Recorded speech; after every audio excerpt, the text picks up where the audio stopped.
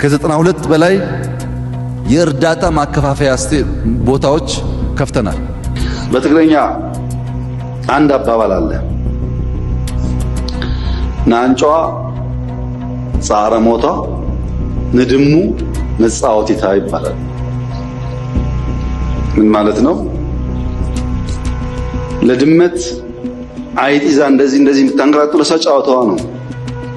ለአይጧ ግን ጻረ ሞት ነው። ለአንዳንዶች ውጊያው ጫወታ ሊሆን ይችላል፣ ለህዝባችን ግን ጻረ ሞት ነው።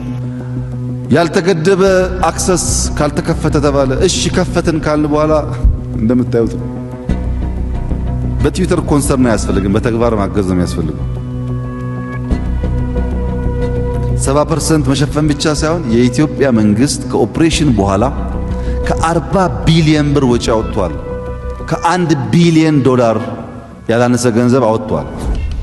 ቴሌኮም ተቆራርጧል፣ በየቦታው ስንጠግን፣ መብራት ተቆራርጧል ስንጠግን፣ ኤርፖርት ፈርሷል ስንጠግን፣ መንገድ ፈራርሷል ስንጠግን፣ የውሃ የጤና የትምህርት ስንጠግን ከ1 ቢሊዮን ዶላር ላይ አወጥተናል።